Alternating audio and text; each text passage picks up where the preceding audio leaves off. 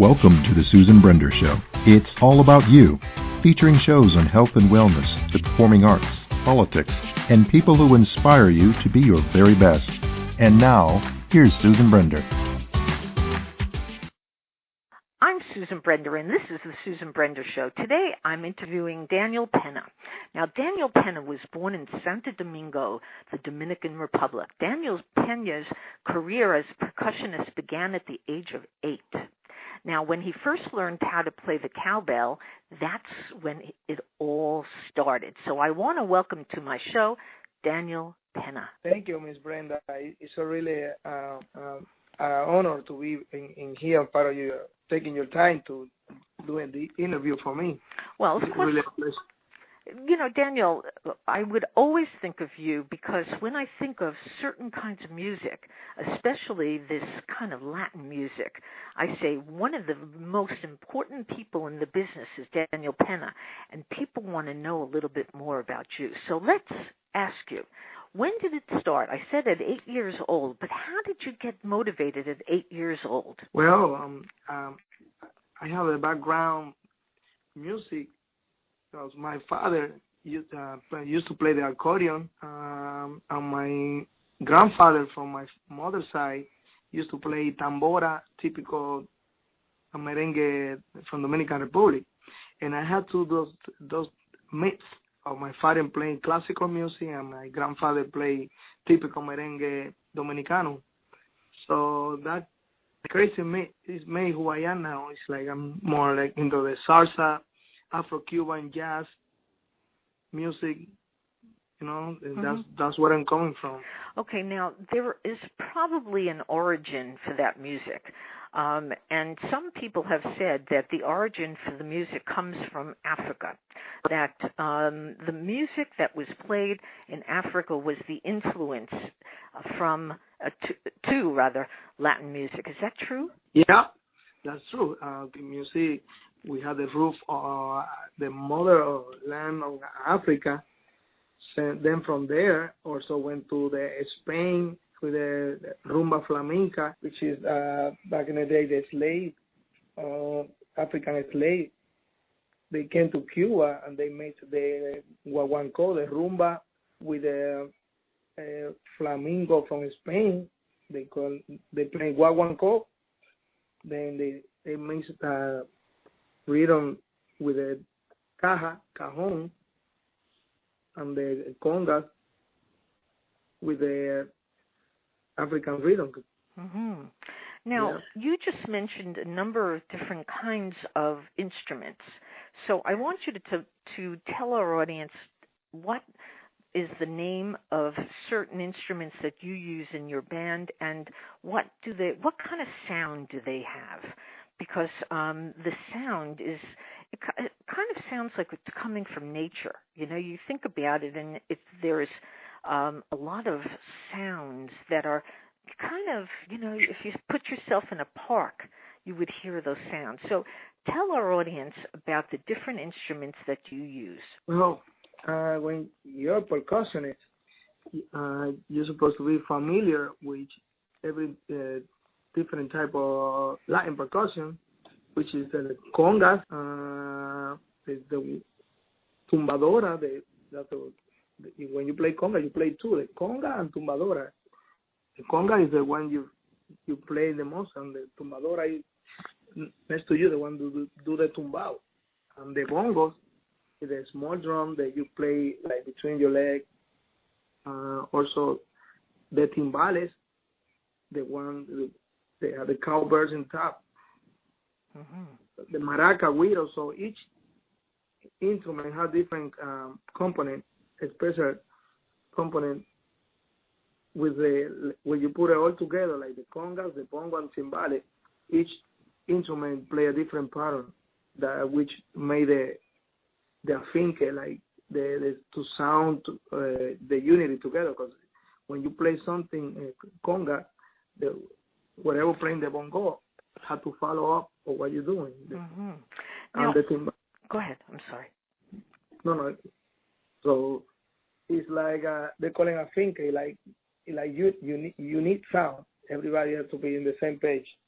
Yeah. Now, you say everybody has to be on the same page, but before we get to that, I want to know who was your inspiration for you to begin to play so well. I mean, somebody must have influenced you.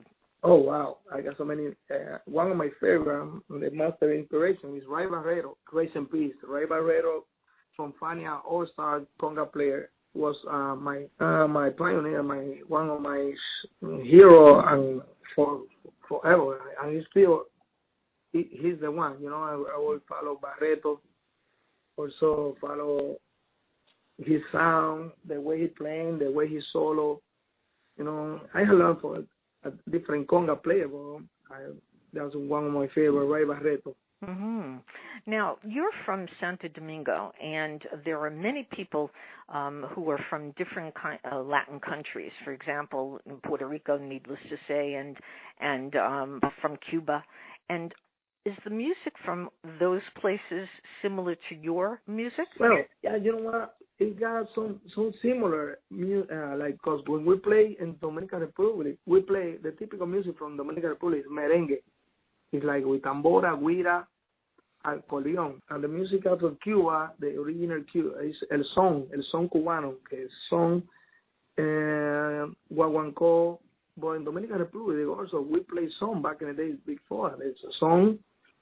The song is music like for the negro, it used to be for the black community, which was the people who got the flavor, you know, yeah. El sabor. So when we play, also we call. Give me 1 second. They have the rhythm called palo. Palo is like a typical music they do for Santeria, and Cuban also they have some type of rhythm. It's like 6/8 rhythm, 6/8. So all this combination, we have like some simulation for the rhythm that we play. So when you put a Dominican, Cuban, and Puerto Rican together, we have different type of flavor. And when we mix those flavors, we become something real amazing with the music. Now, when you say real amazing with the music, tell our audience what you mean by that. Amazing is the conversation, whatever you, when you put all together, all the percussion together, and you be able to, let's say you're going to do a guaguancó. Somebody do the follow the rhythm, and somebody do the quinto, the improvisation. It's like everybody doing different work, but we have to be on the same page, the unity, like to not crash with each other. Everybody has to do different parts and be in the same clave, with the clave. I see. Now, it sounds like similar to the way an orchestra, it gets your music is, when I say similar to a orchestra, you have to blend. Everything has to blend. And are you? Yep. Do you consider yourself a conductor also? Because the conductor is the one who makes everything blend. Yeah, of course. I had many opportunities to be a conductor. Then when you're a leader, when you lead, you're in charge. Everybody has to be on point of what you do. When you count 4, 1, 2, 1, 2, 3, 4. You're expecting everybody to be in the same page, and the people that you're dealing with know what they're doing. So, you know, when you're conductor, you lead. You're supposed to know that everybody be in place and everybody know what they're doing. Yeah. Now, I'm going to ask you something. I wonder, do you have a conga or one of your musical instruments there, and can you play it for our audience? Just give us a little taste of the music of Daniel Pena. Well, I don't have no instrument at this moment. But I have a table over here. I can do something in the table. Yeah, go ahead. Okay. Like this is like pattern like a conga, like pa pa pa pa pa pa pa pa pa pa pa pa pa pa. Oh, wow. Just even on a table you could make sounds. I was doing the clave with my mouth and playing the palo de congas with my hand. Oh, how much fun. Now, I want you, Daniel, to tell our audience one of the stories that maybe are special for you, one of the experiences that you had during all these years you've been playing. Could you tell our audience a little story? About the experience of music? Yeah, the experience of the music and some of the musicians you played with. Yeah, sure, yeah. Well, it's being, yeah, a lot of experience. I've been traveling around the world almost like going to different places like Japan, Korea, Tokyo, Greece, Europe. So, it's like I have the blessing or the opportunity because of what I do. Mm-hmm. I have the opportunity to be in many places, playing with different people, and in places that I never thought in my mind that I was going to be able, not even to be near, and mm-hmm. thanks to the little bit of talent that God gives me, I'll be able to express myself doing what I do. Yes. Now, you've played with some of the most amazing different people in your during your years of playing your music. Now, it's mentioned that the people that you played with, such people like Paquito Guzman, Hector Trioche, Jose Alberto, these are people whom you put into your band. Now, is there a reason why you chose specific people to play with? I didn't choose to. I didn't choose to play with those people. I was lucky to have the opportunity to play with them. Because I had people different music manager or musical director had called me to perform with different artists, and this is an amazing pleasure to be able to back these people up, mm-hmm. the people that had I mentioned there, and being an honor to be part of the show, Right. Yeah, I could imagine. Now, Daniel, you were educated. Do you read music? And did you go to school for this? I didn't get to school for the music of that. When I was little, I didn't. My father and my family, we were very poor, and they couldn't afford to send me to the music school. So when I was in Dominican Republic, I had to create my own instrument, which I was saying in my biography. I created my own cowbell. I used to be a mechanic, and I built my own cowbell, and I used to play in church with the cowbell that I created with my hands. Mm-hmm. I was playing the cowbell. I was 16 years old. Oh. So when I was 16 years old, then I moved to New York. My father brought me to New York. And when I got to New York, that I finally I bought my own bongos. For the first time in life, I got an instrument when I was 16 years old. Oh, wow. I couldn't believe it. I was like, this is an instrument. I look like these people that live in the jungle. Yeah. Then when you come then you come to the city, and you see these cars, you see traffic. You're not used to that. That's the same thing I would feel. Then I have my own instrument. I was like, this is a bongo. This is like, wow. So, I started getting a private lesson with different teachers, with different people, learning a little bit over here, learn with them, be over there, learn from everybody. So I attach everybody knowledge together, and that's what I am right now, Mm-hmm.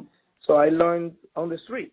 The little bit I know that I play, I learned it on the street, Well, probably that's one of the best places to learn because there are so many musicians. For example, you know what? Go ahead. Excuse me that I interrupted. I think that's the best thing that had ever happened to me, because I remember I used to live in Boston, Massachusetts, mm-hmm. and my teacher, one of the greatest teachers, he used to be a trumpet player, Carlos de Leon. He used to play with Ismael Miranda, Tito Rodriguez, Machito, all these people before. So he's an old guy. So he used to teach me music, how to read the notes, the value of each note. So he started teaching me. So he used to teach music in Belcliffe School in Boston. So one day he told me, "Oh, I'm going to take you to Berkeley so you can see the big band that we have." He told me, "We don't have a conga player. Maybe you can join in the rehearsal and play something with us." So he took me over there to the rehearsal, and when we would play music, I see everybody with their paper, with everybody. So I just jumped in, and they were doing a mambo. So I was following the music. So I remember at the end of the rehearsal, one of the students approached me and said, "Oh my God, you're amazing!" He told me, "What school you go? Where you learn this?" Because everybody is from different school, everybody is different majors. This is a great student. Sure. I was like, no, I don't know. I not even know how to read music. I just come from the street, man. I'm trying to learn some music with Carlos de Leon. They say, "Oh my God, you're amazing!" And I remember those words. This guy looked at me like I was a hero. And, that was the street flavor, That's right. And, when you walk, well, you mentioned New York and you mentioned certainly Boston, but in all of the cities around the country, you walk around the streets and there's music playing all over. And some of these people are not famous, but their music is amazing. It's great. They have the rhythm. They have the sound. You walk around. It's like being in a city with an orchestra playing all around. And I think music is one of the most amazing things for people to pay attention to listen to. Don't you agree that music does something for you psychologically and also emotionally? Isn't that true? Don't you find that when you're playing your music, like everything else is not important, just the music? I think I know in that point right there that you said, that very important point, Ms. Susan. When I went to Japan, I didn't understand a clue of what these people was saying because they speak Japanese and I speak Spanish. So I remember I was on the stage playing music, and they didn't understand what we were saying. But people was jumping and crying, and they were so happy. Music is only one language. We were playing music, and these people they don't have no idea what we were saying. But everybody was so happy, jumping around. I was like, that's the communication of music. Music is one language, and wherever you play this music, it gets to the people's soul, Yeah, it does. And that's one of the things that I wanted to ask you. Now, when you play your music, doesn't it transform you in ways that you can't even describe? So when Daniel Pena is up there on the stage and he looks at his audience and the audience is dancing and they're responding, with a smile, with a laugh, how does it make you feel? Well, when I'm playing music, I don't know who's in front of me. I don't know who's behind me. I'm in my own world.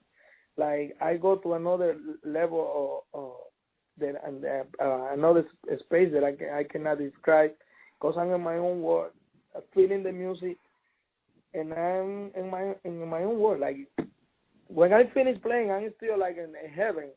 It's gonna take me some time to come back down because it's like something spiritual that I focus on what I'm doing and enjoying what I'm doing at the same time. Oh, that's a great way to describe it. Now, let's go to what is happening now. Are you doing any kinds of new CDs? Or what's happening in Daniel Pena's life right now? Well, I finished 2 years ago. I finished my first album, which was called 11, which was named like that because I have a song. He was born on 11/11/11. So I mentioned, I give the name to my album 11. Mm-hmm. Right, so right. Now I'm working on my second album, which it will coming soon. Yeah. So it's a lot of surprise coming. So I'm still working on it, almost finishing. So stay tuned because Daniel Peña is coming with a lot of hot music. Oh. So. And I have a lot of special, different guests and different people, legend of salsa, that I had the opportunity to have those people be part of this album. So I'm still working on it. So it's coming good. Mm-hmm. And where are you going to be for our audience to know? Are you going to be playing in Florida, and are you traveling anywhere? Right now, I'm not traveling nowhere. I'm playing local now. They got a place in downtown Miami, in Brickell. It's called El Tucán. I perform in music there tomorrow, Friday and Saturday, almost every weekend with Malo Rosado and La Riqueña. I'm playing there with the salsa band, so we're playing like old school music, like Cuban music. So it's a great band. Mm-hmm. I recommend it if you want to pass by there. I'll be there tomorrow from 9 p.m. to 1 a.m. and Saturday also. Ah, that's great. Well, today my guest has been Daniel Pena, and Daniel Pena is a Latin percussionist, and he is an amazing man. He plays with some of the best. And for those people in the audience who happen to be in Florida, it's a great opportunity for you to contact Daniel Pena on his website. So what is your website? My website is dppercussion.com. Mm-hmm. And do you have your schedule on that? I don't have my schedule on that because they working on my website at this moment. They doing some update. So by the end of next week, all my schedule will be posted on my website. Right. Well, thank you so much, Daniel Pena, for being on the Susan Brender Show. You're an inspiration to the young people who want to get into music, because look at your story. You started from nothing. You listened to music around the world, and you just learned, and you were inspired, and it's a great thing that you do. So, again, thank you, Daniel Pena, for being on the Susan Brender Show. Very humble. Thank you so much, Ms. Susan, for giving me the opportunity to be able to express myself. And the more important thing about this, no matter what you do in life, stay humble, and help everybody. For me, I don't think that I'm just Daniel Peña, I'm not better than nobody. I just play my music. I love to play, and I wish I can meet one day one of the people for the audience that have been listening to this interview right now, to be able to know each other and, be able to have a conversation, very humbly. Oh, that's great. Well, again, thank you very much. Thank you. God bless you. Everyone, say hello to everyone. Thank you for listening to The Susan Brender Show. To be a guest, email sebrender@yahoo.com.